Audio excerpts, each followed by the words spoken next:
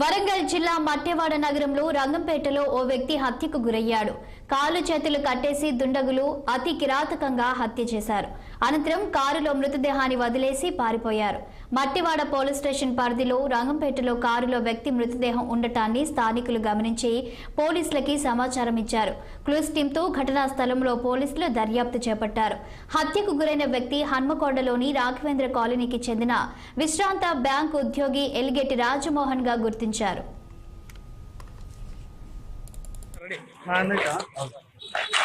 ఏకశిల hotel వెనుక రంగంపేట ఏరియాలో ఒక కారులో ఒక వ్యక్తి అనుమానాస్పదంగా చనిపోయి ఉన్నట్టుగా మాకు ఇంతకుముందు ఒక సమాచారం వచ్చింది. వెంటనే ఆ సమాచారం అందడంతో ఇక్కడికి రావడం జరిగింది.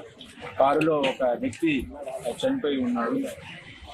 కారులో సర్చ్ చేసే కొన్ని సంబంధించినటువంటి రిజిస్ట్రేషన్ ఆధార్ కార్డుని బట్టి అతను వెలిగేటి రాజమోహన్ అని చెప్పేసిగా మనకు ప్రాథమికంగా తెలుస్తా ఉన్నది. ఇంకా పూర్తి వివరాలు మనకు ఇంకా తెలియాల్సి ఉన్నది. ఇప్పుడే రావడం జరిగింది. ఇంకా ఇప్పుడే ఇన్వెస్టిగేషన్. పెద్దపల్లి జిల్లా కేంద్రంలోని ఎమ్మెల్యే క్యాంపు కార్యాలయంలో